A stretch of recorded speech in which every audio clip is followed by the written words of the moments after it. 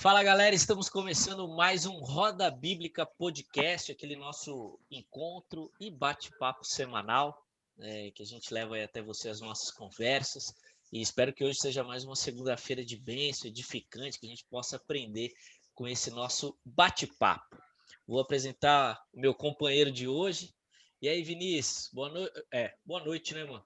Boa noite, tudo bem? É um boa noite aí para entrada ao vivo, mas é um olá geral aí para quem Bom estiver dia, vendo. boa tarde, boa noite, depende do horário que o cara tá ouvindo, né, cara? Mas, Onde você é, estiver.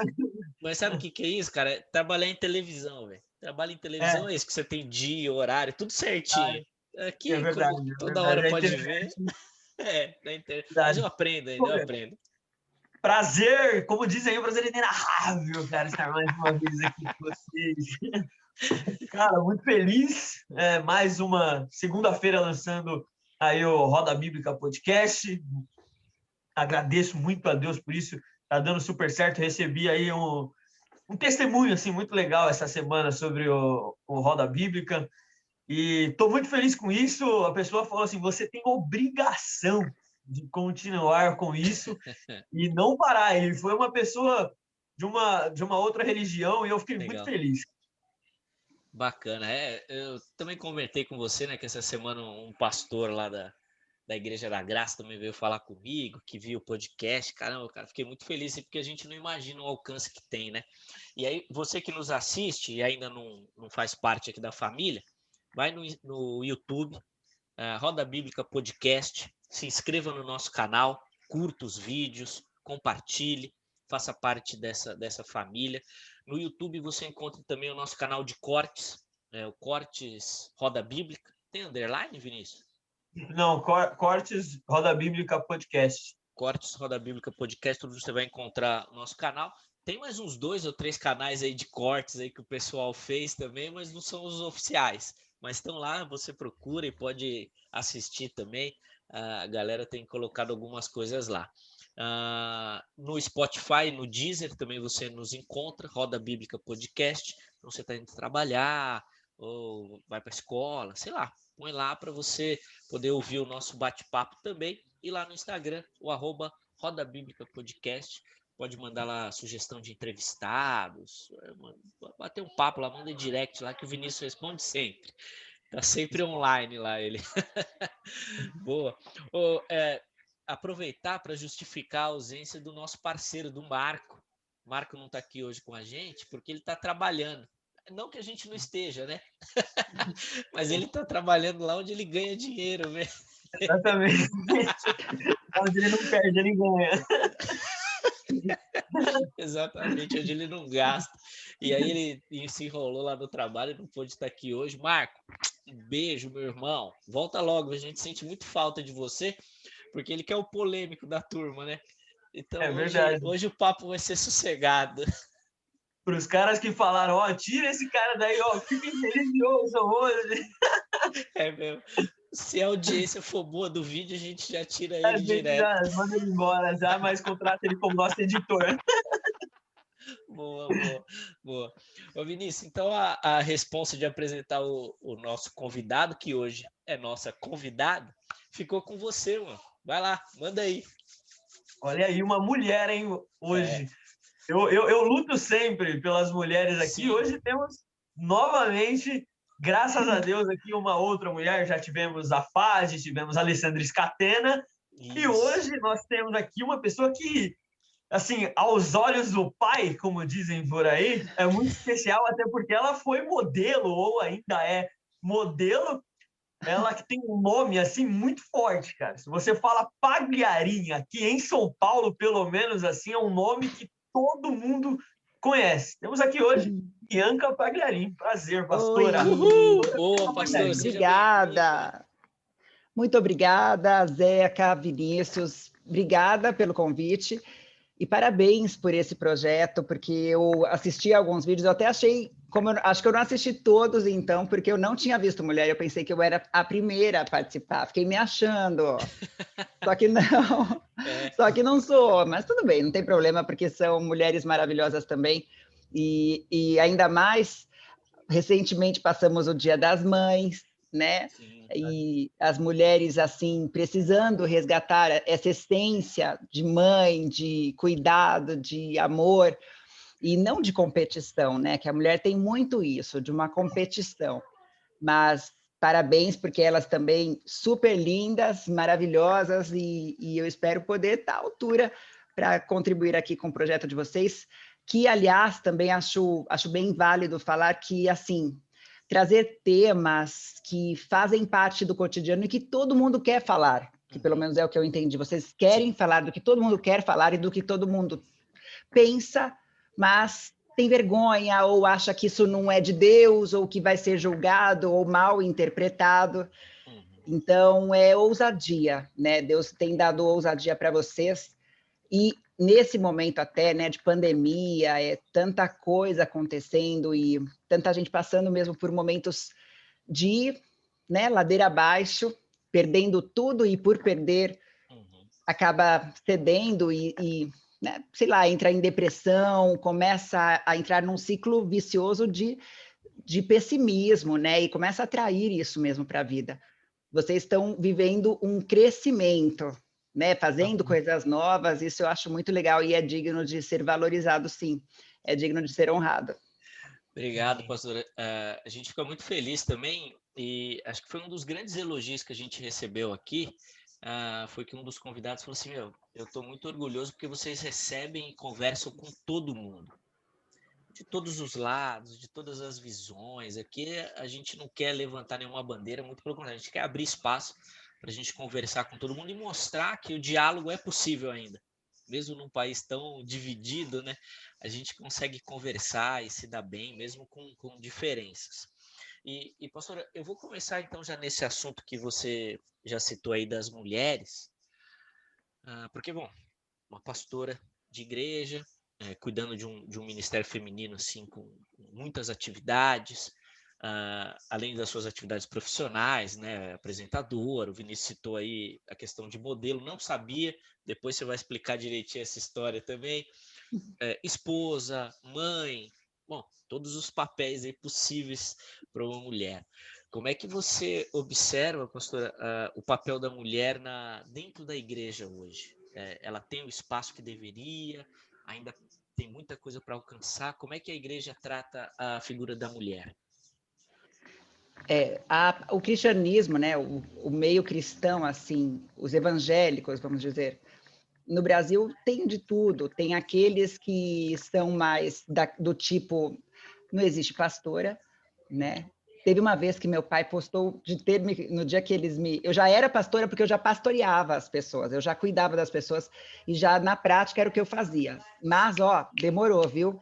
E eu acredito que não foi por preconceito, por eu ser mulher, porque na Paz e Vida tem um monte de pastora, mas mais porque de desligados mesmo, assim. Aí um dia peraí, não consagrei minha filha ainda. E quando eu já estava super ativa no ministério, mas daí ele postou essa foto. O que teve de comentários de isso não pode, isso, a história não existe, não é bíblico, né? E pastor também, no termo do que a gente entende do que é hoje, também não tem na Bíblia exatamente, né? Existiam o que seria o sacerdote, seria o papel do pastor, e que também seria o papel da pastora, e aí trazendo essa comparação, não pode.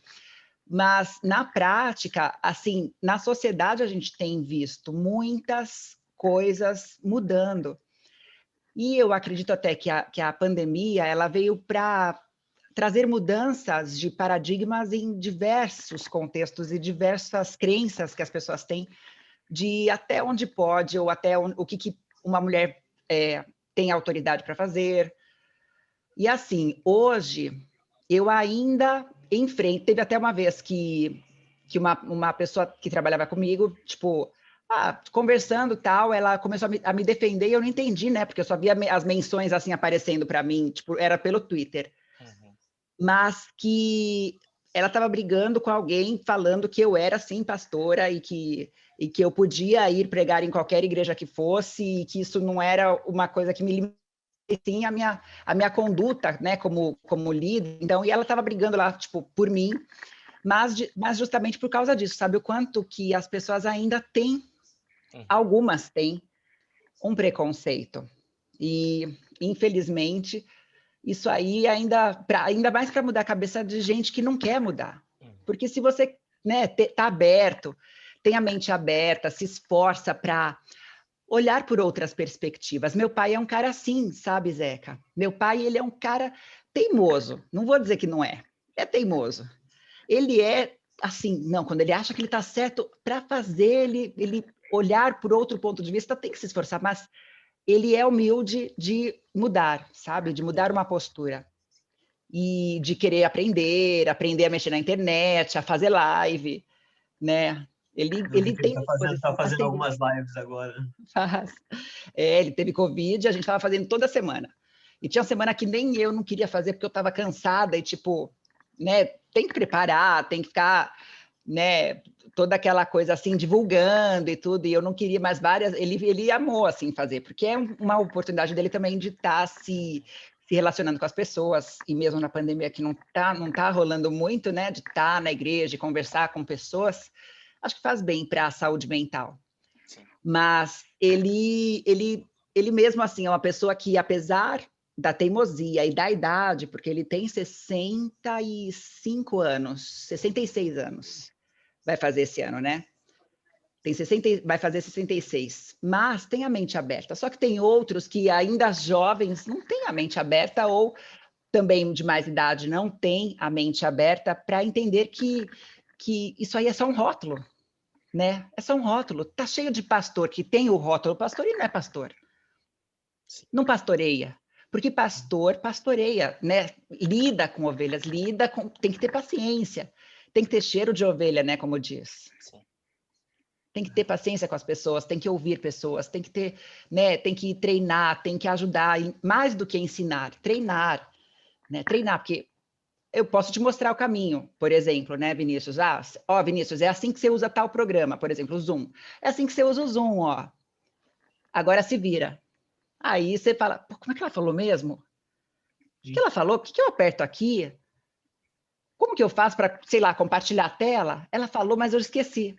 Por quê? Porque você não foi treinado, né, durante o processo. E isso é diferente. Isso é o pastor que faz, que treina as pessoas. E eu acredito em líderes que devem, assim, como visão, a gente tem que querer formar líderes. Ser líderes de novos líderes, porque essa é a tarefa de um líder que quer que a obra cresça, independentemente até de uma denominação. A questão do discipulado, né? Sim. É. Um discipulado que acompanhe, né? Sim. Pastor, o Zeca já citou isso. Eu queria entender como que vocês lidam com esse feminismo hoje que tem no mundo. Aí, por todos os lados, vários tipos de feminismos, várias pessoas levantando vários tipos de bandeira. Como que uma pastora mulher, lidando com outras mulheres, com vários... imagino que você tenha jovens que estejam na faculdade, mulheres, meninas que estejam casando agora. Como lidar com esses feminismos que têm aparecido aí no mundo? Como a senhora aconselha as pessoas? É verdade. Olha, isso é delicado mesmo, Vinícius, porque o feminismo, como nós temos visto assim, esse feminismo de pôr os peitos para fora, sabe? De ficar nua, de armar barraco, de ofender o homem, de entrar numa intenção ruim, como competição, como tipo, ou é você ou sou eu, não dá para ser os dois. Porque o feminismo tem esse feminismo assim tóxico, sabe? Que não quer paz, quer guerra. E isso não vai ser bom, produtivo, positivo para as famílias, para a sociedade, para a economia, em todos os sentidos. Eu acredito que, inclusive, eu já fiz uma live disso, e eu penso assim, que Jesus, ele era super feminista. Ele era super feminista. Cara, imagina isso, não é? Com a mulher adúltera, aquela mulher que estava prestes a ser apedrejada. Ele começa a escrever ali na areia, né? Cara, podiam ter apedrejado ele, porque ele estava na frente dela. Na frente de uma mulher pecadora, pega em flagrante, né? Que humilhada, tipo, ela mesma estava se sentindo um lixo, né? E sabia que todo mundo estava lá julgando. Tudo aquilo, né? A lei dava tudo aquilo para eles fazerem e cumprirem a lei, né? Vai lá, a lei vai pesar sobre você. É muito forte, né? É muito forte isso. E ele se põe ali na frente, tipo, agora sim, agora quem não tem pecado pode atirar. Mas a palavra não diz assim que ele, e saindo da frente, deixou que, né? Não, ele se colocou na frente e pode mandar a pedra nela, mas vai me apedrejar também. Entende? Então, eu penso assim, Jesus, ele foi feminista no sentido de proteção da identidade, e sendo mulher ou sendo homem, eu acredito que essa é a postura do ser humano, assim, sabe? Do que Jesus nos ensinou. Então, existe sim um feminismo muito tóxico, mas existe um feminismo que é dessa bandeira assim, tipo, direitos iguais, valorização igual, e é justo, porque eu conheço um monte de mulher que trabalha tanto quanto ou mais do que homens. E a gente sabe, não tem os mesmos, tudo aquela coisa, não tem os mesmos salários, não tem o mesmo reconhecimento, né? Fica lá de escanteio, mas nesse momento, que ainda está com tanta mudança na sociedade, eu acredito que vai acontecer um boom de mulheres. Porque a mulher, ela cuida também muito mais, desculpa os homens, mas porque é uma mentalidade, assim, sabe? De olhar para o emocional. E nem todo homem olha para o seu emocional. E às vezes o homem quer ser fortão, né? Muitos, não todos, mas quer ficar lá inabalável, né? Tipo, não choro, eu não fico triste, eu não, né? Eu não entro em desespero. E a mulher não, a mulher se começa assim, que nem eu tenho uma amiga que ela passando por um processo assim esquisito, né? Eu creio que também decorrente de pandemia e outras coisas, mas que aí ela assim, em depressão. Demorou, mas ela pediu ajuda, sabe? Ela foi e falou, cara, eu não estou bem, né? Preciso dar uma paradinha e tudo, porque a mulher ela tem mais rapidez para se enxergar, para ver que algo emocional não está indo bem. E o homem não. E hoje o que vai fazer diferença demais para as pessoas e para as empresas e para a sociedade em geral, nos principais assim lugares de liderança, vai ser exatamente essa inteligência emocional e saúde mental. Porque vai ser a quarta onda, né? Se diz aí que a quarta onda é a da doença mental, decorrente do que a gente está vivendo agora. Eu fiz a especialização em neurociência e comportamento. E aí, o meu TCC eu fiz sobre espiritualidade e neurociência. E aí eu mergulhei em um monte de coisa que está sendo estudada sobre isso, né? E o que mais se diz nesse campo, sabe, é o quanto que realmente a sequela deixada pela pandemia, ainda depois que tiver todo mundo vacinado, né? Supostamente assim, a gente saindo para trabalhar normal, sem ter medo de abraçar alguém e tudo mais, vai ser a saúde mental. Um monte de gente assim que ficou sequelado mesmo. Ficou em depressão, relacionamentos destruídos, crise, porque, pô, perdeu tudo, né? Perdeu, às vezes, o mais precioso, que é um ente querido, uma mãe, um pai. Pô, tem gente que foi 3 pessoas na mesma família, né? Tipo, pá, pá, pá. E aí, cara, né? Se não busca alguma ajuda, o que faz? Se entrega, morre. Pode até não morrer no corpo, mas morre né, na saúde mental, na espiritualidade, e os sonhos morrem. Inclusive, quando a gente já falou aqui nessa questão do papel da mulher outras vezes, e só reforça uma ideia que eu tenho, Bianca, de que o grande problema agora é que o homem ele não sabe lidar com esse crescimento da mulher. Então a mulher tem tanto destaque hoje e o homem ficou perdido. Poxa, que papel que eu exerço hoje, né? Que antigamente ele era o provedor da casa. Hoje em dia a gente vê várias casas que a mulher é a provedora. O marido, inclusive, está desempregado. Então, eu acho que o homem se achar nesse contexto aí, para que a mulher continue avançando, né? Para ele perceber que não é uma disputa, não é uma briga. Pois é. Mas é que Vocês estão casados? Não. Também não. Não? E como é que seria, por exemplo, para vocês? Se fosse desse jeito, sabe? Ah, sei lá, pô, fiquei desempregado, Deus nos livre. Mas vai que acontece. E fiquei aqui numa situação mais, sei lá, financeiramente apertada e a minha esposa que está me sustentando. Preciso pedir dinheiro para minha esposa, sei lá, para comprar uma... Cortar o cabelo. Para cortar o cabelo, boa, uma coisa que aumenta. Quem faz? Apesar que tem os que não, né? Mas... Olha, pastor, eu vou ser bem sincero, eu sou bem de boa nesse aspecto, assim, não tenho problema nenhum da mulher, eu namoro, né, tô noivo aí, acho que daqui mais uns 2 aninhos eu caso. Deixa a Giovana ouvir isso, né? Ela tá aqui, inclusive. Ele edita depois. Ela tá ouvindo aqui, ó. Depois ela vai pegar e. Aí, já tá, ó, 2 anos, então peraí. De casamento aqui no Roda Bíblica, eu já pedi ela, já tá tudo certinho. Já falei com o pai dela e com a mãe. Mas, mano, a gente já conversou sobre isso e eu, cara, sou muito a favor de que ela cresça na carreira, que ela tenha destaque, que ela estude, que ela melhore. E se for mais do que eu, poxa, vai ser uma alegria, assim, muito grande. E até a gente já conversou assim, tipo, poxa, imagina se você passa em alguma vaga ou alguma coisa que precisa mudar de estado, mas é um salário muito bom. Vamos, não tem problema. Recomeça lá, tal. Então eu não vejo problema não nesse aspecto de ficar em casa e cuidar do lar, se precisar.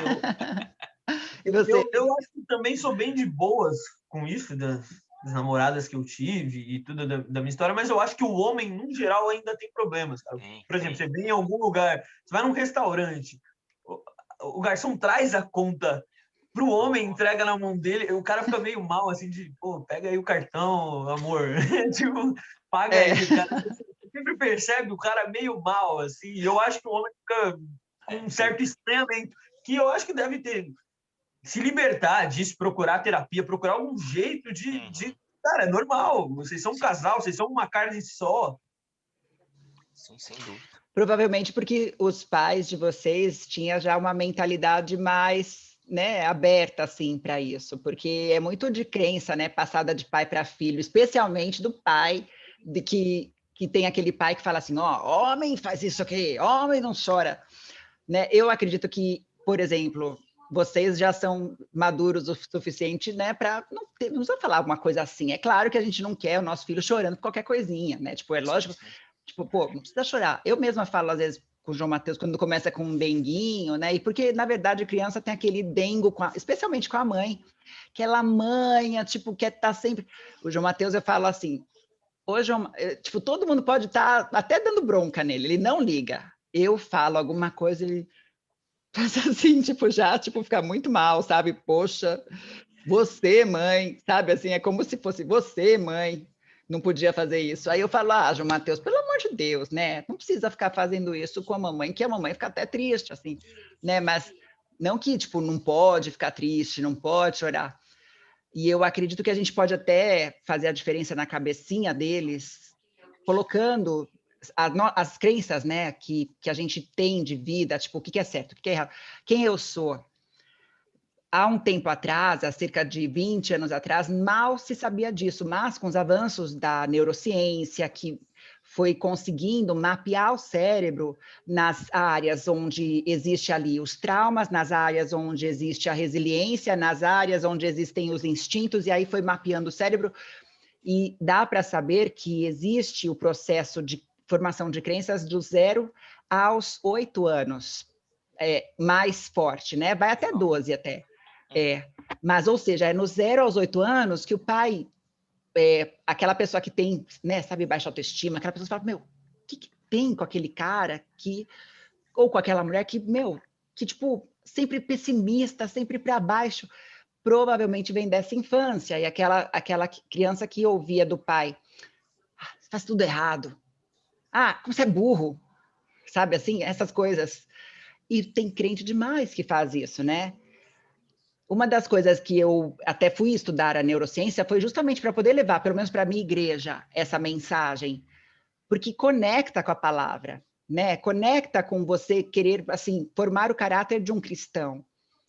Conecta saber como é que faz isso, né? Como é que eu posso fortalecer isso? Como é que eu posso fortalecer a identidade?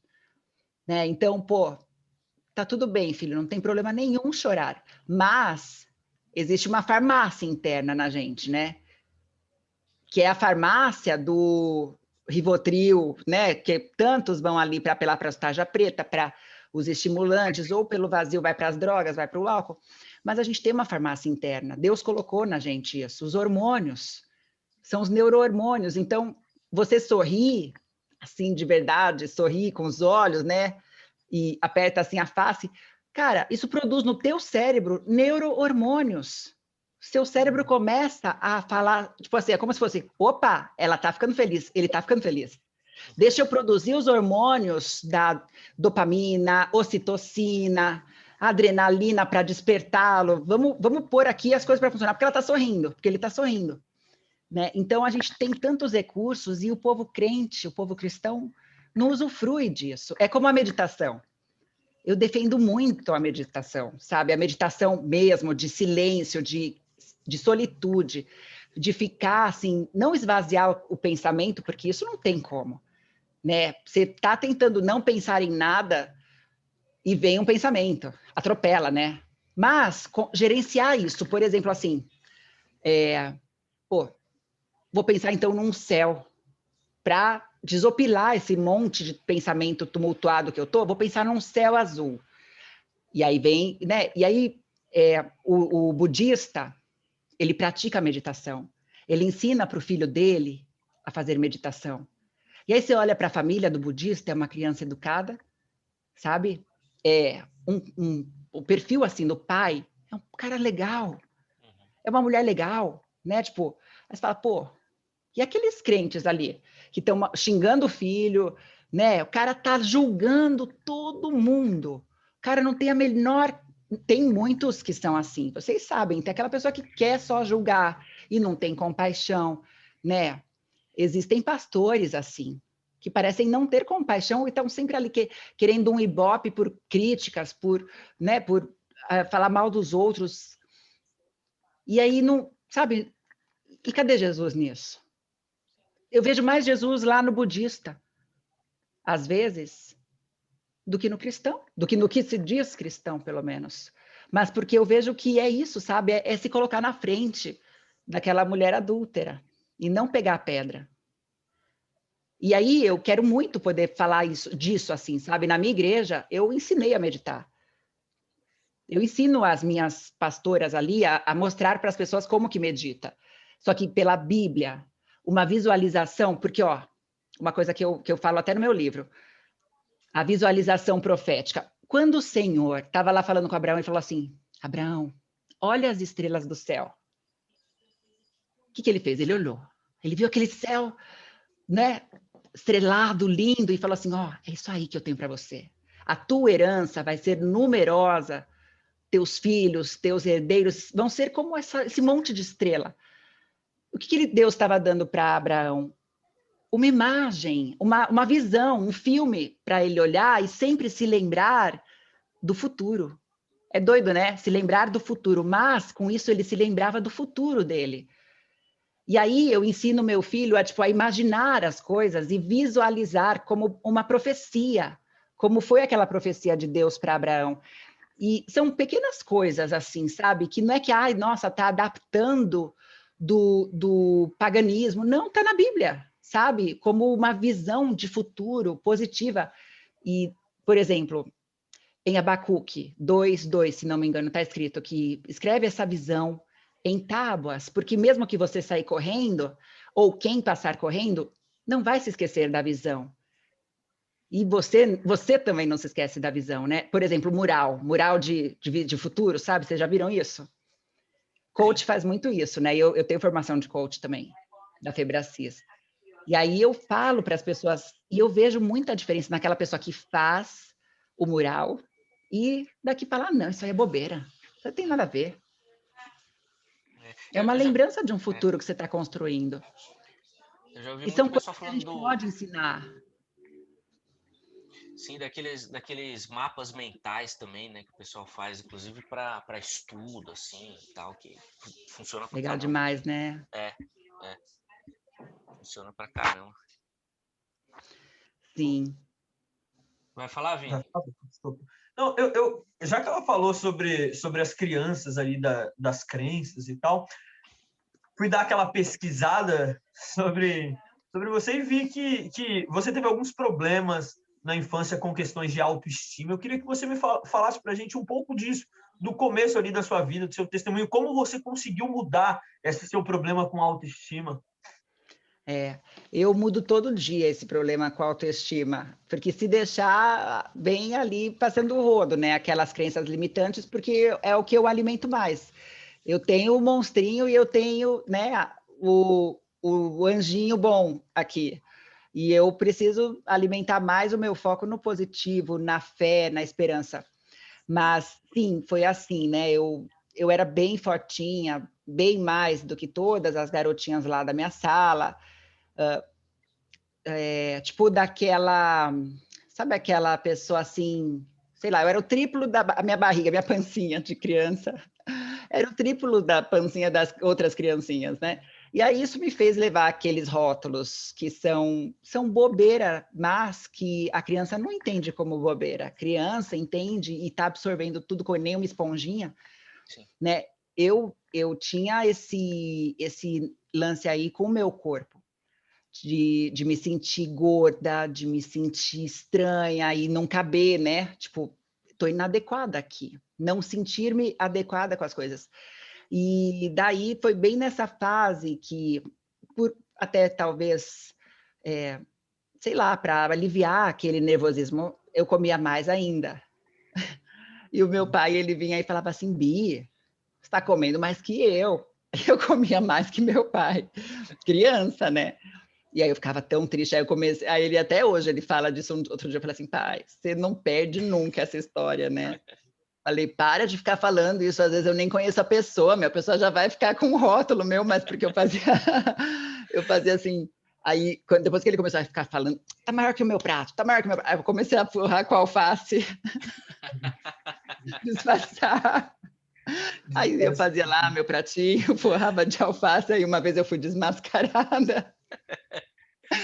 Judiação, mas assim, eu aliviava, né? E aí fui uma criança gordinha, minha mãe, tadinha, via que eu sofria por causa do bullying da escola, aí ela me levou no médico e o médico passou lá. Meu, eles passam, ainda mais naquela época, que é tipo 20 anos atrás, nossa, mais, 30 anos atrás, aí os médicos faziam assim: ó, você faz isso aqui, tá? Você come de café da manhã meio pão francês, e aí passa uma dieta que você fala assim, ainda mais uma criança, gente, tipo, tem que ter uma, né, assim, com adulto tem que ter um trabalho emocional, porque aí a pessoa não está comendo porque está com fome, está comendo porque está desequilibrada emocionalmente, e está né, tá compensando com a comida. Aí, claro que eu não consegui, né? E aí eu me sentia mais frustrada, mais feia, mais gorda, e inchando. Aí a gente mudou para mais perto do trabalho do meu pai, que era uma agência de propaganda. E eu comecei a trabalhar com meu pai como atendente de telefone e tal, que eu queria ganhar um dinheiro. E aí ele falou: não, vem trabalhar comigo. Ele era só publicitário nessa época. Aliás, publicitário e pastor de fim de semana. Fala, Vinícius. Quantos anos mais ou menos você tinha nessa época? Ah, nessa época eu fui lá para uns 11, 12, mas eu já parecia maior, parecia mais velha, né? Parecia uns 14, 15. Mas eu tinha uns 12, assim, e aí 11, 12. E aí eu comecei a trabalhar com meu pai e andava muito. E, tipo, a gente morava na Manuel da Nóbrega e ele trabalhava na Paulista. Então eu descia a Manuel da Nóbrega, assim, tipo, era uma meia horinha andando e chegava em casa, só que eu estava tão cansada porque eu tinha ido para o colégio e, né, e trabalhado e tal. Aí eu falei, nossa, eu vou dormir. Aí em um mês, imagina aquele metabolismo de adolescente, né? Rapidinho, Emagreceu. eu emagreci. E aí eu emagreci, fiquei toda feliz, né? Falei, uau! Então, até que não é tão difícil. E aí eu fiquei com peso normal, não fiquei magra, mas fiquei normal, assim, sabe? E aí o tempo foi passando, minha mãe começou a fazer academia, e ela falou assim, vai lá fazer academia, você volta do trabalho e tal, você vai para academia. Eu comecei a fazer academia. No que eu comecei a fazer academia, recebi esse convite de uma mulher que ela era da Mega Models. Aí ela falou assim, vai lá, porque eu acho que você tem perfil de modelo. Falei assim, mas eu vou ter que emagrecer, né? Ela falou assim, ué, emagrece? Aí eu fiquei com esse ué, emagrece, e fui lá falar com a minha mãe, falei com meu pai. Aí meu pai primeiro não queria deixar, mas aí eu insisti, ele deixou, falou que minha mãe tinha que ir junto comigo. E aí fomos, o cara mediu meu pulso, mediu meu quadril, mediu minha cintura e falou assim, você tem que emagrecer 20 quilos. E eu tinha 12 anos. Aí eu falei, primeiro eu saí assim com uma frustração, falei, puxa. Só que aí e aí você emagrece, ué? Ficou na minha cabeça, sabe? E ficava lembrando, ué, por que não? E aí eu comecei a pesquisar, na época era revistas, não tinha internet. Aí eu comecei a pesquisar revistas, aquela corpo a corpo, boa forma, comecei a ver que tinha umas dietas assim. E como eu tinha uma motivação emocional, que era o quê? Vencer aquele trauma da gordinha, né? Eu tinha uma motivação emocional. E aí eu falei, não, vou emagrecer e vou conseguir fazer um book. E aí assim, 2, 3 meses foram 20 quilos. Os 20 quilos, na verdade, foi até mais.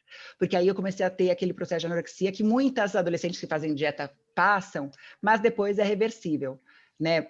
Embora tem outras que entram e morrem, né, na anorexia. Mas aí fiz a dieta, fiz o book, virei modelo e continuei me sentindo inadequada. Aquela inadequação não tinha ido embora. Só que naquele mundo da moda, assim, e eu sempre ia com a minha mãe, é um mundo assim, tipo, todas elas fumavam. E eu queria pertencer. E será que cigarro emagrece? Porque ainda tinha isso, elas falavam, cigarro me tira o apetite e tal. Aí comecei por essa porta de entrada aí, não que eu acho que todo mundo que fuma cigarro vai parar nas drogas, mas, para resumir a história, uma coisa levou a outra, e eu fui parar em drogas pesadas, né? Tive 4 internações, e é uma longa história, porque daí teve depressão, teve decepção sentimental, teve, sabe, teve assim uma confusão mental muito grande. Eu peguei um dia que eu eu acho que eu tive meio que um transe assim de tão confusa que eu estava, né? E a cabeça estava pesada de substâncias, porque eu nessa época assim de modelo eu não tinha ainda experimentado nem cocaína e não tinha experimentado crack. Mas com as modelos, com aquela turminha assim, eu já não ia na igreja faz muito tempo. Mas com aquela turminha ali, eu tinha aprendido a ir para rave. Que acho que ainda existe hoje, né? Mas na época, nossa, bombavam as raves. E nas raves era muita droga química, né? E aí, eu acho que, deve ter intoxicado meu cérebro nesse ponto. E eu entrei num lance assim que eu tive uma alergia na pele, mas que eu comecei a cutucar a minha pele, assim, cavucar, sabe? Querendo tirar aquela alergia. E não saía. Então, o que eu fiz? Pegar uma faca, né? Claro. Eu peguei uma faca, comecei a cavucar minha cara, assim, e aí fiquei cavucando a madrugada toda, lá para 7 da manhã, aí eu né, meu Deus, o que eu fiz? Que doida. E aí aquela coisa já estava até verde minha cara, né, uma poça de pus, assim, horrível. E um buraco, roxo, verde, esverdeado, assim, azulado, muito estranho. E aí eu fui acordar meu pai, olha o que eu fiz. Nossa, meu Deus. Você tá doida? O que você fez? Tal. Foi muito terrível isso. Aí fiquei assim, e nisso eu ainda era modelo, mas já estava muito assim, não era mais uma prioridade, porque quando eu comecei, eu tinha começado porque eu queria conhecer o mundo. Eu fiz desfiles com a Gisele Bündchen. Lá dos primeiros desfiles, era Morumbi Fashion ainda, que ainda antes e depois virou São Paulo Fashion Week. Eu fiz desfile e é ela do meu lado aqui, né? Tá bom que ela é bem maior, mas eu digo assim, naquela mesma geração que tem Gisele Bündchen, Alessandra Ambrosio, eu estive bem perto até de aquela outra Adriana Lima, ela era da mesma agência até, a gente fez muitos trabalhos juntas.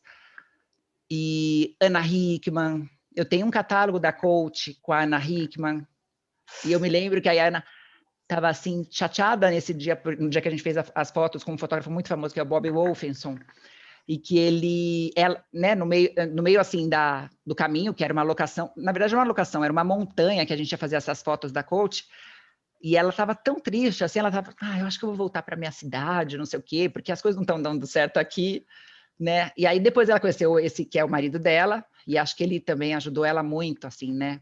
Visão de empresário. Mas, tipo, e aí eu com aquela cara, tipo, toda ferrada, né? E pensando, meu Deus, o que eu fiz? Eu estraguei minha vida, eu estraguei minha carreira, eu estraguei minha alma, tipo, quem sou eu para Deus agora? Né? Me perdi tanto, fui tão fundo. E aí eu não queria mais sair de casa, parei de atender os testes de modelo, né? Que eu fazia muito comercial da C&A, que aí era por isso que eu falava, eu vou sair de balada assim porque eu que ganho meu dinheiro. Que era o que eu falava para eles, né? Eu que ganho meu dinheiro. E esses comerciais, não sei como é que é hoje, assim, com a internet, mas na época pagava muito bem para uma adolescente que não tinha que gastar, assim, muita coisa. Então, no começo eu queria para conhecer o mundo, para, sabe, assim, até eu me lembro que eu orava para Deus antes de me tornar modelo, eu falava, Deus, me deixa ser modelo, me ajuda a ser modelo. Deixa eu conseguir fazer isso, porque eu vou dar um bom testemunho.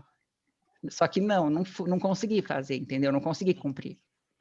Mas daí engordei nossa, cerca de tipo uns 3 meses, 3 a 6 meses. Nossa, foi muito rápido, mas eu cheguei a 90 quilos. Eu estava com 45. Meu Deus. Eu dobrei. Fui para 90, 91, 92, 90. Aí eu me lembro de tipo... E aí eu só fumava. Fumava. Fumava, fazia esteira, comia a madrugada toda. Fumava, fazia esteira, comia a madrugada toda. Era uma coisa muito doida mesmo. Mas aí eu me lembro que aí, tipo, eu saía para comprar cigarro. Os porteiros me olhavam de um jeito, assim, né? Porque via lá, há cerca de poucos meses atrás, uma pessoa magra saindo para fazer testes de modelo, book no braço. Eu morria de vergonha do que estava acontecendo comigo, entendeu? Aí minha mãe, um certo dia, Bia, por que você não... Pô, você é tão inteligente, filha, não desiste da sua vida desse jeito, vai estudar, eu sei que você consegue se você quiser. Aí tá, fui estudar. Só que logo eu já me enturmei justo com o pessoal que ia para o bar, que ia para as noitadas, e matava a aula para ficar no bar. E nisso, um certo dia, apareceu uma garota lá que ela tirava. E eu não tinha cheirado ainda. Mas esse dia essa garota apareceu e ela ficava toda indo no banheiro. Aí uma hora eu vi ela fazendo isso no banheiro, eu falei assim, como é que você faz, não sei o quê? Você vai, você vai comprar? Tal. Vou te deixar o dinheiro, eu também quero. Eu já comecei com, tipo, querendo, não, sabe assim, comprar para mim. Tipo, a compulsão, sabe? A coisa do, nossa, tem que me jogar, tem que ir até... Compra para mim, porque o que eu conheço, tipo assim, de grupo, eu frequentei muito Narcóticos Anônimos, né? As pessoas falam assim, eu comecei a usar com um namorado, né, com o fulano, comecei a usar porque estava no embalo ali da situação e, deixa eu experimentar, mas eu nunca quis experimentar, eu já quis usar, tipo, pesado, assim, sabe? É só para mim, tipo, até dividia, mas não, já quero pegar, tipo, 5 papelotes de uma vez. Sempre muito exagerada. E aí foi nisso que, daí para conhecer um carinha lá, que um certo dia virou e falou assim, com isso aqui eu vou pegar uma outra coisa, tipo, e voltou com essa outra coisa, que era o crack. Meu Deus. Aí, desse dia aí, ele não queria me deixar experimentar, vou nem falar que, nossa, me forçou. Não, eu que quis, eu fiquei insistindo, eu falei, não, daqui. Experimentei e aí já era. Foi muito, muito rápido, assim, o vício, sabe? Já nem quis mais saber de pó, porque vicia mesmo, é real, assim. Vicia em questão, e a recuperação, né, de 20%. Para, né, 20 pessoas para 100, mas apesar que já me falaram que esse índice nas últimas pesquisas diminuiu. Então, assim, tudo eu vejo... aí depois disso, bom, teve as internações, foram 4 internações. Primeira fiquei 6 meses e saí, recaí. Aí a segunda eu fiquei 4 meses e saí, recaí. Aí a terceira eu fiquei 3 meses e saí, recaí. E a quarta eu fiquei 45 dias, se não me engano, 42, foi uns 42 ou 45. E aí foi que eu fiquei limpa, mas com muito desejo, muita fissura, né? Que é fissura. Mas eu penso assim, eu só queria parar de pensar em droga o tempo inteiro, sabe? Porque isso que vira a vida da pessoa que está lá no vício do crack, especialmente o crack. A cocaína certamente também é muito viciante, mas o crack ele destrói, né? Não é à toa que tem tanta gente ali. Você vai hoje, plena pandemia, você passa lá na Cracolândia, os caras estão nem aí, né? E aí foi assim, eu na quarta internação eu vi que eu estava virando rata de clínica. Minha mãe já não tinha nem esperança. Minha mãe ela começou a se tratar porque a família toda adoece. A família fica muito mal. A minha mãe, ela ficou muito magra, abatida, tadinha, sabe, triste. E foi até uma clínica, olha, chamada Bezerra de Menezes. Mas eles não tinham nenhum trabalho espírita, não, mas eles tinham ali trabalho de oração. Falavam assim, ó, você tem que falar com um poder maior que você, que é até o dos 12 passos, né? E eu que vim de um lar cristão, é óbvio que o meu poder maior é o Senhor Jesus, né? É Deus. E aí, cada um trabalha nesses lugares assim, a sua própria espiritualidade, embora tenha as clínicas evangélicas. Mas o que eu achei muito legal nesse, que é o Bezerra de Menezes, foi que eles fizeram um meio que confronto, assim que chama. E aí o adicto, né, que fala, que é o dependente químico, ele fica numa é tipo assim, numa roda e lê assim o relato do que ele lembra do que foi mais ou menos a vida dele até chegar naquele fundo de poço e todas as coisas que ele já fez ou que ele lembra e o que o levou a tudo aquilo.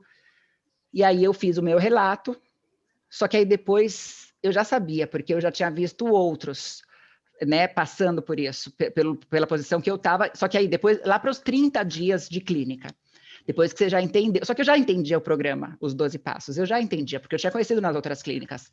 Só que aí nesse dia o diferente foi exatamente isso, que aí cada pessoa, daqueles dependentes químicos, daqueles alcoólatras, daqueles que também estão lá, aquelas 40 pessoas, 50 pessoas que também estão com a vida totalmente destruída, eles começam a falar, ó, você fez isso, como que você teve coragem de fazer isso aqui? Sabe assim? Aí começa a jogar na sua cara todas as cagadas que você fez naquela época, tipo, como é que você teve coragem de fazer isso com sua mãe, hein? Como é que você teve coragem? Então, é tão absurdo isso, né? E minha mãe é o meu maior tesouro na vida. Eu sou fã da minha mãe, sou apaixonada por ela. Eu morro por ela, sabe? Mas, tipo, não tem critério. O dependente químico, ele tá fora de si, né? Ele não é mais ele. Eu não era mais eu. Mas aí, tudo aqueles... porque eu mesmo aqui, não sei o quê, nunca fiz isso, né? Aí o pessoal começava a dar devolutiva. E depois... Aí o consultor da clínica, né, o profissional que estava lá treinando, ensinando e ouvindo, né, conduzindo toda aquela reunião, ele já sempre é um cara que já passou por isso e que esse cara ele já passou pelo processo, já foi curado, né, já curado. A gente não fala que é cura, né, mas que está em tratamento, em recuperação. E ele estava lá para uns 20 anos já e ele começou a ler o relato da minha mãe. E aí que meu mundo desabou, assim, né? E eu fiquei paralisada, sabe? Com a visão da minha mãe de tudo aquilo. De como que ela foi descobrir, do que foi para ela. Aí doeu bastante, assim. Eu acho que esse impacto emocional me fez despertar, sabe?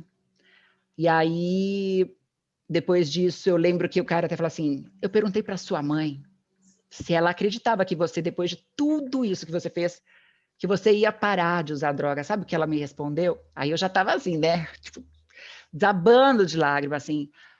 E aí, não sei. Aí, ela não acredita mais. Ela me respondeu que não acredita mais. Até minha mãe fala assim para mim, mas Bia, eu não lembro disso. Engraçado, né? Mas eu acho que naquele momento que ela já estava fazendo tratamento para ela mesma, né? Frequentando o grupo de ajuda e conhecendo outros pais, outras mães passando por aquilo. E eu acredito que o que ela quis dizer é tipo assim, eu não vou acreditar para não ter expectativa. Mas é lógico que ela acreditava, né? Toda mãe acredita. A mãe acredita no bandido, que ele é inocente, né? Ela acreditava no fundo, mas ela não queria ter muita expectativa, porque ela ia se frustrar. Só que aí isso aí machucou muito e me fez cair muita ficha. E aí, depois dessa, eu decidi que eu ia sair, mas que eu não ia mais recair. E não recaí. E tive já a oportunidade de ver gente usando perto de mim. E já tive, na época, eu tive até um namoradinho que depois não deu certo, porque aí era de grupo. Eu ainda frequentei bastante grupo Narcóticos Anônimos. E esse cara que eu namorei, ele recaiu. E eu vi ele lá usando e levei ele para uma clínica. Pedi ajuda, tal, para outros amigos lá. A gente levou ele para uma clínica. Mas não recai mais, mas é bem intenso. E tudo isso foi por quê? Por causa de uma inadequação, uma baixa autoestima, né? A raiz lá era dessa coisa de tipo, putz, não me sinto, não tô. Como é que eu faço para me sentir confortável? E é por isso que muita gente começa a beber. Sim. Né? Bianca, inclusive, o pessoal comenta demais essa questão da fé dos filhos de pastores, né? Que acaba sendo, às vezes, muito complexa e acaba colocando uma carga muito grande em cima da família toda, né?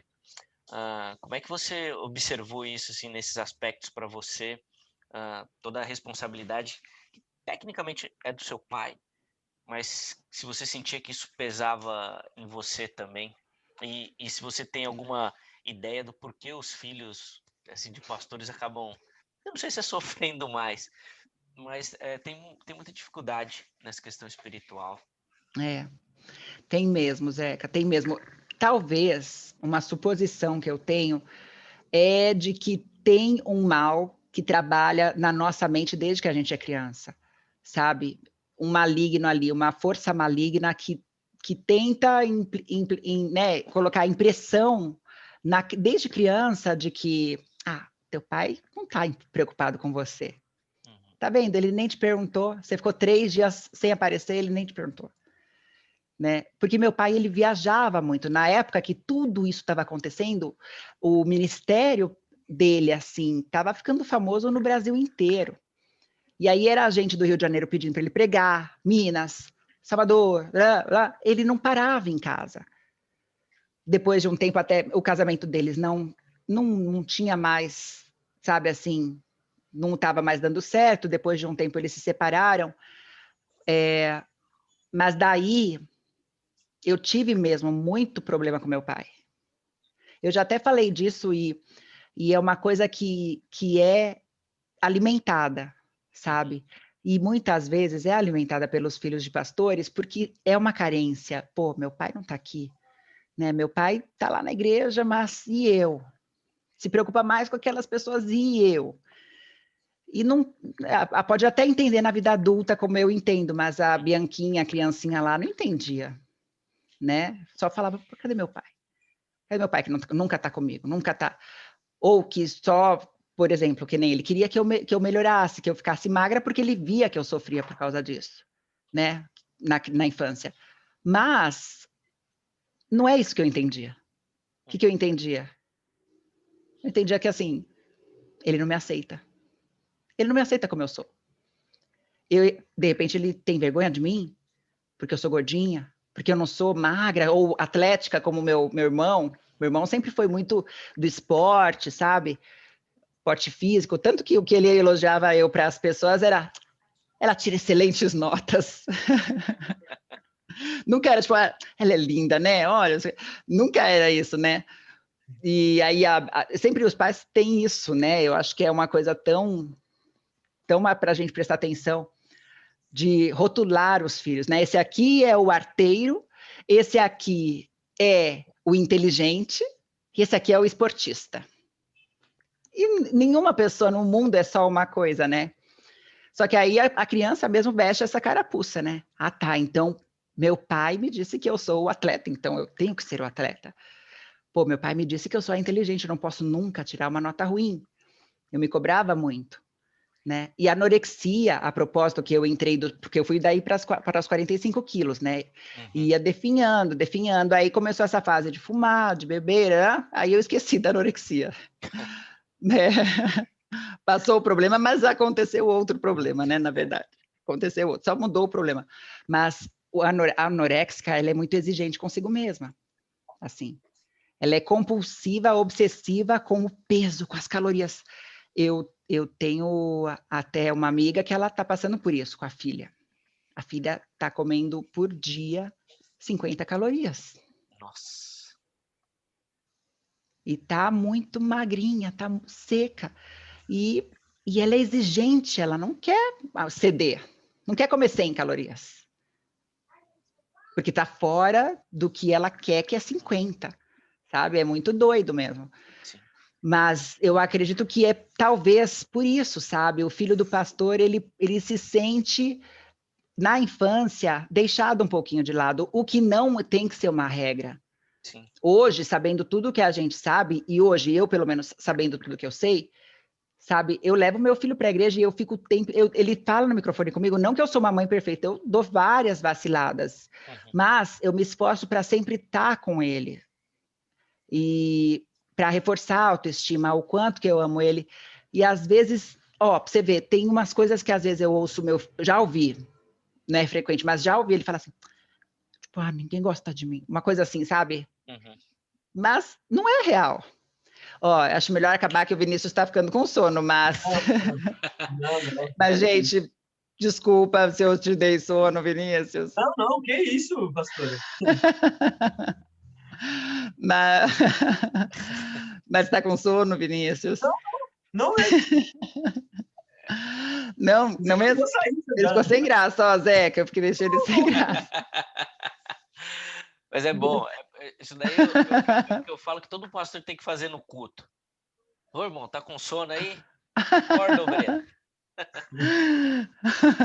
Às vezes, mas a pessoa, às vezes, já teve vezes que eu vi da pessoa dormindo. Não, isso dá. Quando eu faço reunião de mulher muito cedo, tipo às 8 da manhã, tem várias, eu falo, acorda a irmãzinha aí que tá dormindo. Tá dormindo ainda, mas tem. Não. Tô de boa. Tô brincando, tá, Vinícius? Tem problema. Pode bocejar, fica à vontade. Ô, pastor, eu queria saber, na verdade, se você lembrava nesses momentos ali, usando crack, nesses momentos todos, se vinha Jesus na sua mente, lembrar de toda a sua infância, como que era lidar com isso? Você pensava, eu preciso voltar para a igreja, não preciso, Dói. não consigo. Sim, eu pensava em muito, eu orava, eu falava, meu Deus, o que eu tô fazendo? Eu olhava no espelho assim, com aquela cara estalada, desse jeito, assim, monstro, né? O olhar fica gelado, assim. E eu olhava e falava assim, meu, o que você fez, cara? O que você fez? Que buraco você foi se colocar? Não acredito que você fez isso com você. Eu ficava falando no espelho, assim, tipo, sabe?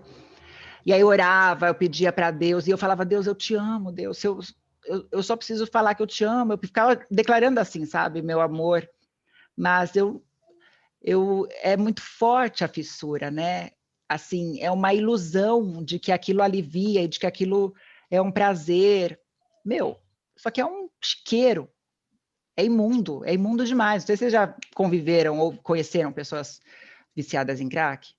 No próximo, não. Fedido, é podre, é cheio de cinza, né? Porque para fazer lá a lambança, precisa de cinza de cigarro. Então, é uma coisa tão fedida, tão fedida. E, nossa, eu me sentia muito imunda, né? Então, eu não conseguia, assim, sabe? Eu só ficava... até naqueles momentos eu pensava assim em Deus, pensava em Jesus, pensava o que eu fiz com a minha vida, vinha os flashes de tipo, puxa, o que eu podia ter sido se eu não tivesse me enfiado nesse buraco, hein? Onde eu podia ter chegado se eu tivesse sido fiel àquela minha oração de adolescente, tipo, Deus, me ajuda a ser modelo, porque eu vou honrar seu nome. Né? Onde que eu podia ter chegado, sabe? Quem que eu podia ter ganhado para Jesus? Mas isso já não volta, né? E sim o que eu vou fazer daqui para frente. Não. Mas por isso que eu escrevi meu livro, por isso que eu não contava meu testemunho, sabe, Zeca? Eu não contava. Por quê? Porque eu tinha muita vergonha. E uma vez que eu quis contar, eu fui para o meu pai e falei assim, pai, posso contar? Eu preciso contar. Eu vejo tanta mulher, tanta mãe sofrendo porque o filho está nas drogas e tal, e quem sabe ela olha para mim e ela pode ter uma esperança de que o filho dela vai sair daquilo também. Sim, sim. Aí meu pai, não, Bianca, você não pode. Você não pode. Mas por quê? Porque ele imaginava que também ia pegar mal com ele, né? Você vê como é um fardo, né? O que a sociedade pode vir a pensar, que tipo de pai que eu fui. E eu sei que ele fez o seu melhor, assim como ele é até hoje. Imagina, eu mandei uma mensagem, pai, porque meu pai queria orar pelo Bruno, igual eu te falei, né? O Bruno Covas, prefeito de São Paulo, que está né, num momento tão sério assim de saúde que a previsão é que não chega ao fim do mês, assim, né? Então, meu pai querendo orar e tal, eu mandei uma mensagem pelo WhatsApp, pai, você conseguiu falar com o pessoal lá do Bruno? Aí ele me ligou para falar que não deu certo, sabe? Ele é muito carinhoso, ele é um excelente pai, ele faz força mesmo para ser compassivo, né? Mas eu não via isso, né? Sim. Foi até uma coisa que, para agora, assim, depois de eu ter passado por processos de coaching e saído daquela zona de conforto de tipo, a culpa é do meu pai. Por quê, minha filha, né? Mas tá cheio de gente aí que não é só por causa, às vezes nem entrou na droga, mas a culpa é do meu pai. Eu sou assim, os meus defeitos de caráter, o meu gênio, o meu isso, é por causa do meu pai. É por causa da minha mãe. E a pessoa se apoia nisso, né? E vira uma muleta. E aí, o que eu acredito que a gente olha nesse sentido assim é a responsabilidade que temos também. Porque eu levei a minha vida para o buraco. Eu já sabia o que eu estava fazendo. Ninguém me obrigou. Eu quis, né? Meu pai nunca me ensinou isso. Fui eu. E aí eu falei, pai, eu preciso contar, tal. E aí ele não queria. Mas isso me incomodava, sabe? Me incomodava eu não poder falar quem eu sou. E aí, quando eu fiquei grávida e eu tive o João Mateus, eu fiquei pensando assim, e aí? Não vou poder falar quem eu sou, o que eu vivi, os meus erros, porque eu não vou falar com orgulho, eu não falo com orgulho, eu falo como coisas que podem acontecer com alguém que a gente não imagina né, que de repente vai entrar naquele caminho, mas dependendo de circunstâncias, né, de pensamentos e uma coisa levando a outra, que nem a minha mãe fala assim, eu acho que eu podia ter ficado mais em cima, só que eu sou dominante, né? Vocês sabem o perfil dominante, que é dominante, influente, sim, estável e conforme. Eu sempre fui dominante, assim, tipo, eu faço e pronto, tipo, eu intimido um pouco as pessoas com isso, sabe? Então, talvez, e a minha mãe é estável, alta, é aquela pessoa ultra calma, que faz de tudo para não brigar. Ela não ficava muito no meu pé. E nisso eu fui, né, criando asas, mas para me destruir também. Que eu ia falar? Eu penso que assim, se a gente consegue mostrar a nossa história como algo que é também superação, é também uma possibilidade, aí teve sentido, aí eu dou sentido ao meu sofrimento. Mas se eu fico escondendo de todo mundo toda a história triste e a minha vergonha, eu também não dou sentido à minha própria dor. Hoje eu dou sentido à minha própria dor. E aí eu falava, pai, deixa eu contar. Não pode. Aí teve uma vez que eu fiz, aí para fazer, né, para divulgar, eu fiz assim, eu gravei o meu testemunho, gravei e editei, programei a postagem e falei, pai, eu vou fazer o meu testemunho, vou lançar meu testemunho e vai ser na semana que vem, tá? Tá programado o vídeo só para você saber e tal. Aí ele, filha, depois me manda o link. Aí eu acho que ele não assistiu tudo, porque eu acho que passou um filme na cabeça dele e ele não conseguiu, né, processar, assim. Porque até depois de um tempo ele falou assim, filha, você me mandou o link, eu assisti um pedaço, assim. Então ele assistiu um pedaço, se ele tivesse assistido tudo, ele falou, pô, assisti inteiro, viu? Mas eu acho que aí começou a pegar mal, assim, o sentimento dele e aí ele não conseguiu assistir, sabe? Mas, Bianca, sabe que assim, primeiro, infelizmente, a gente vai precisar encerrar, né? A gente já está aqui Sim. conversando tem um tempão, passa muito rápido, e já é a segunda vez que a gente recebe aqui no podcast uma pessoa com um testemunho muito marcante e que fala a mesma coisa, né? Que não gosta de contar porque tem vergonha, né? É um pastor hoje e ele teve envolvimento com crime organizado, foi preso e tal. O Juliano Fraga. Pastor Juliano Fraga. Que legal. E ele também falou a mesma coisa, assim, da vergonha. Ah, não gosto de contar, não quero contar e tal, mas olha, fica até para você também e para outras pessoas o quão edificante isso é, assim, acho que para quem está do outro lado, assim, eu nunca tive esse tipo de experiência, mas eu consigo aplicar isso em várias áreas da minha vida, né? Então, poxa, não tive isso, mas tenho outras coisas que são difíceis para mim também e que ali eu preciso tomar essa coragem, ter esses passos e fazer tudo isso. Então, é edificante. Sempre que puder, fale, conte, Obrigada, porque Zeca. Deus abençoa e usa, certeza. Eu acho que isso que você falou é fundamental. A sua história faz sentido quando você consegue abençoar alguém através dela. É isso, é compartilhar, né? E aí eu posso estender a mão, eu falo isso, ó, para uma mocinha, uma mulher, né? No caso, a Ana Célia, certeza que ela vai assistir aqui, porque ela é Legal. super fiel escudeira, Ana Célia. A Ana Célia, ela foi durante a pandemia e de paraquedas, ela caiu numa live que eu fazia, e segundo ela, eu falava exatamente assim, até quando você vai ficar pondo a culpa nos outros, né, disso aí, do que você está vivendo e tudo. E ela tinha sentimentos de suicídio, pensamentos de suicídio, por quê? Porque 2 irmãos dela tinham se matado. Caramba. Você acredita? E aí ela estava agora com essa opressão de tirar a própria vida. E aí ela parou lá na live que eu fazia, que é um projeto que eu vou retomar num segundo momento, porque eu estou fazendo todo dia, né, às 8 da manhã, leitura bíblica. Então já está consumindo muito do meu tempo. Aí eu resolvi esse ano me dedicar a esse projeto. Mas aí ela falou assim, começou a me acompanhar e tal, e tal, e tal. Ela superou esse desejo de morte, né, essa obsessão com a morte. E aí, uma pessoa que ela conhece, recentemente, estava com isso, tinha tentado se suicidar. E aí eu falei, é agora que a tua dor tem sentido. Sim. É agora que é a hora de você ir lá nesse rapaz e estender a mão para ele e falar assim, cara, existe esse Deus que quer tirar você desse lugar, desse vale da sombra da morte. Porque ele me tirou e eu tô aqui para te mostrar que é possível. Eu vou te ajudar. Entende? Então é assim, né? A dor dela ganha um novo sentido, a vida dela ganha um outro sentido. Sem dúvida, é incrível. Parabéns, Ana Célia. Sempre falo para você que eu Boa. tenho muito orgulho de você. Ana, inclusive, se você estiver assistindo, já comenta aí no chat já. Você É tá aqui isso. que a gente já vai interagir também.